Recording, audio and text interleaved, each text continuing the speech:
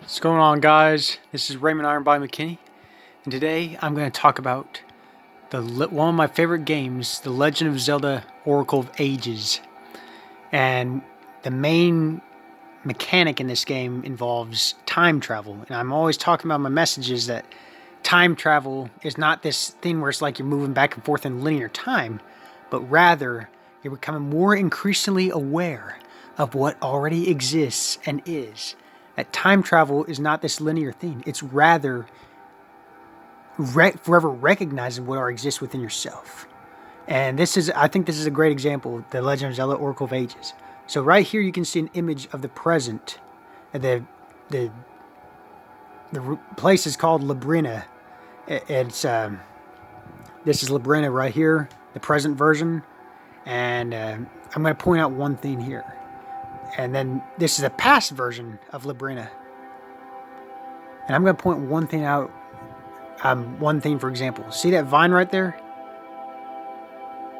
Watch. If you go in the past, it's a little seedling. It's a seedling.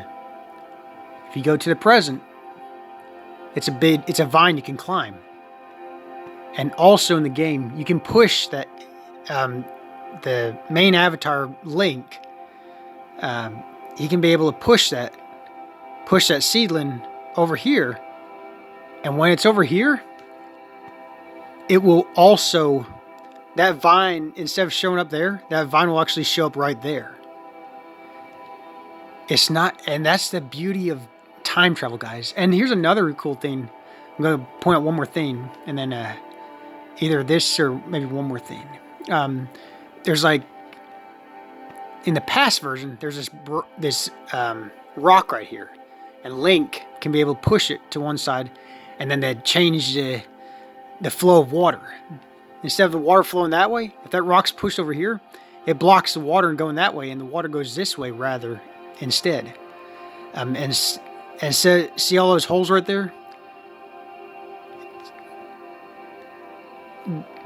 By pushing the rock over there, the water flows over here, and then it fills up these holes right here.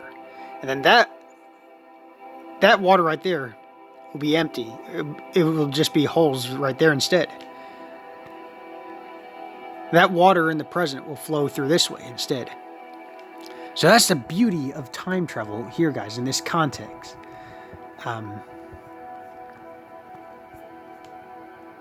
As well as you can be able to. And then down here, you can notice the islands actually shift. In this game, they make it a 400-year span. So say like this island right here. It's right there. If you go to the present, it shifts to the left. And when I talk about my messages, guys, time travel, again, it's not this linear thing. Rather, everything is simultaneously happening in this eternal, omnipresent moment, here and now. I think this is a beautiful game. I've played this game since 2011, so I've been playing this well over 10 years, and I understand. It's just really, and again through repetition, of really recognizing.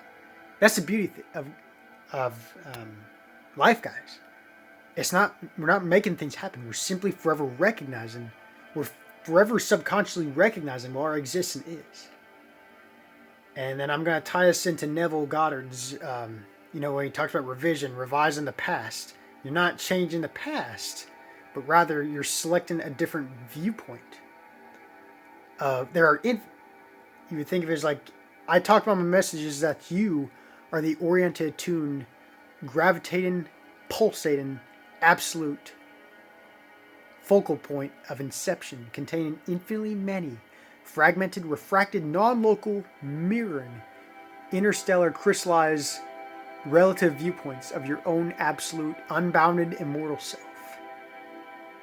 Your perception, focus, and self-talk shape, mold, fashion, filter, and reveal your already existing reality, being spherically revealed through and around yourself, as yourself, each given infinitesimal moment.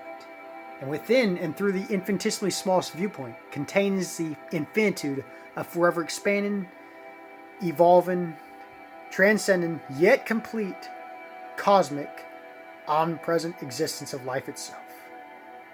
In simple terms, guys, you're not making things happen, but you simply recognize what already exists and is.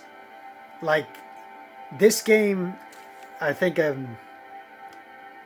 it's beautiful, man. It's beautiful, guys. It's is forever recognizing that everything's happening simultaneously here and now. That's your past. When you think of the past in this linear, like it's a fixed, dead past. Like, oh, I can't fix it. You can simply change the way you look at it. You aren't your past, guys. You aren't your memories. You're not your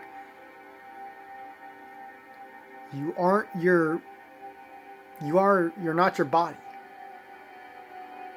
You contain infinitely many viewpoints or versions of yourself. You live in all lives simultaneously, guys, within all timelines. Everything exists within this eternal, omnipresent moment here and now. What appears as some separate distant past or some separate distant future. There is no separate physical distance, guys. Everything is energetically interlinked and interconnected and entangled. When we think of quantum physics, that everything is interconnected. Though it appears physical and separate, everything is forever expanding and yet complete and interconnected with each other. You and I are interconnected, guys. By you watching this video, it's no accident you're watching this video, because everything's energy vibrating at a particular frequency, and you're accessing the frequency of listen. The frequencies, you're tuning in. The frequencies you're tuning into this video right now, watching me talking about quantum physics, the Legend of Zelda, Oracle of Ages, and Neville Goddard, and then being able just to really, we're simply forever discovering, guys. We're forever recognizing, discovering, and remembering our own fragments of our own immortal being.